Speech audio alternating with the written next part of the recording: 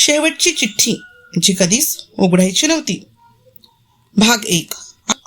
देशातील अब्जाधीश उद्योगपती आर्यमान राजसिंह राठोड आणि त्यांची पत्नी कियारा शेखावत राठोड यांच्या लग्नाच्या 10व्या वाढदिवसानिमित्त भव्य समारंभ आयोजित करण्यात आला होता. हजारो पाहुणे, मीडिया, उद्योगपती, राजकारणी आणि चित्रपट सृष्टीतील प्रसिद्ध व्यक्ती उपस्थित होत्या. रात्री 11:55 कियाराने सर्वांसमोर हसत आर्यमानचा हात धरला. मी 5 मिनिटात येते एवढंच ती म्हणाली. ती वरच्या मजल्यावर गेली आणि पुन्हा कधीच खाली आली नाही. अर्धा तास उलटला. संपूर्ण महाल शोधून झाला. तिचा फोन बेडवर होता. हिऱ्यांचा नेकलेस टेबलावर होता. पर्स, कारच्या किल्ल्या सगळं तिथेच होतं. पण कियारा नव्हती.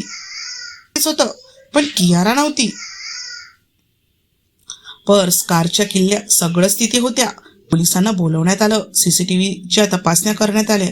पण रात्री 10 वाजल्यानंतर कियारा एकाही कॅमेऱ्यात दिसली नाही. जणू ती हवेत विरघळली होती. 7 दिवस उलटले. घरात शोककळा पसरली होती. घरातील जुनी नोकराणी साफसफाई करताना कियाराच्या ड्रेसिंग टेबलामागे एक लपलेला कप्पा उघडते. आत एक पांढरा लिफाफा. त्यावर लिहिलेलं होतं, ही चिठ्ठी माझ्या गायब झाल्यानंतर 7 दिवसांनीच उघडा. त्याआधी उघडली तर एका निरपराध व्यक्तीचा जीव जाईल.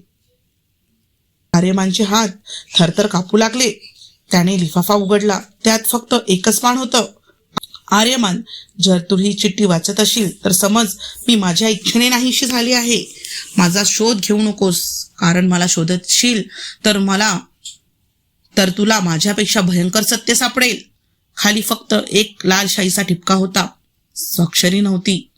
त्या रात्री आर्यमान झोपू शकत नव्हता. अचानक त्याचा 8 वर्षाचा मुलगा विहान म्हणाला, बाबा, आईने मला एक बॉक्स दिला होता. तिने सांगितलं होतं 7 दिवसांनी तुला द्यायला. बॉक्स उघडला. आत एक पेनड्राईव्ह आणि दुसरी चिठ्ठी. जर हा बॉक्स तुझ्यापर्यंत पोहोचला असेल तर पहिल्या चिठ्ठीवर विश्वास ठेवू नकोस. मी खोटं लिहिलं होतं, कारण माझ्यावर कोणाची तरी लक्ष होतं. आर्यमानच्या अंगावर काटाच आला. पेनड्राईव्ह मध्ये कियाराचा व्हिडिओ होता. ती रडत होती. जर हा व्हिडिओ तू पाहत असशील तर याचा अर्थ मी जिवंत नाही किंवा मला जगू दिलं जात नाही. आपल्या घरातला एक माणूस 10 वर्षापासून आपल्याला फसवत आहे. आर्यमान हादरला. त्याने व्हिडिओ पुढे केला. कियारा म्हणाली, तो शत्रू माझा शत्रू नाही, तो तुझा सर्वात विश्वासू माणूस आहे. व्हिडिओ अचानक बंद झाला. घरात प्रत्येकावर संशय जाऊ लागला. आई, वकील, मॅनेजर, जुना नोकर सगळ्यांची चौकशी झाली, पण कोणताही पुरावा सापडला नाही. तेवढ्यात आर्यमानला किरायाच्या कपाटात एक जुना फोटो सापडला. फोटोमध्ये ती एका लहान मुलीसोबत होती. पाठीमागे तारीख होती, 20 वर्षापूर्वीची. पण आर्यमानला माहीत होतं कियाराने त्याला कधीच या मुलीबद्दल सांगितलं नव्हतं.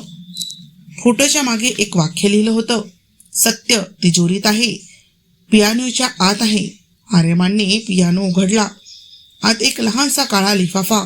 त्यात लिहिलं होतं, आर्यमान, मी तुला कधीच फसवलं नाही, पण तुझं संरक्षण करण्यासाठी मला खोटं जगावं लागलं. कियाराला 10 वर्षापूर्वी एका अपघाताचा व्हिडिओ मिळाला होता. त्या अपघातात आर्यमानच्या वडिलांचा सहभाग होता. तो अपघात नव्हता, तो नियोजित खून होता. कियाराने सत्य लपवलं कारण गुन्हेगारांनी धमकी दिली होती. जर तू कोणाला सांगितलंस तर आर्यमान आणि विहान दोघेही जिवंत राहणार नाही. ती 10 वर्ष शांत राहिली. वकील अद्वैतने कबूल केलं. कियाराने घर सोडलं नव्हतं. तिने स्वतःचं अपहरण घडवलं, कारण तिला वाटलं ती जिवंत असेपर्यंत तिच्या कुटुंबाला धोका आहे. मात्र ज्यांच्यापासून ती पळत होती त्यांनीच तिला संपवलं. शेवट काही महिन्यांनी आर्यमान रोज कियाराच्या खोलीत जाऊ लागला. एके दिवशी विहानने विचारलं, बाबा, आई परत येईल का? आर्यमानच्या डोळ्यात पाणी आलं. त्याने शेवटची चिठ्ठी हातात घेतली. त्यावर कियाराचं शेवटचं वाक्य होतं, जर प्रेम खरं असेल तर माणूस स्वतःसाठी नाही, आपल्या माणसांसाठी शेवटपर्यंत लढतो. आर्यमानने ती चिठ्ठी आपल्या हृदयाशी धरली. त्या दिवशी त्याला कळलं, काही लोक मरत नाही, ते एका चिठ्ठीत, एका आठवणीत आणि आपल्या प्रेमात कायम जिवंत राहतात.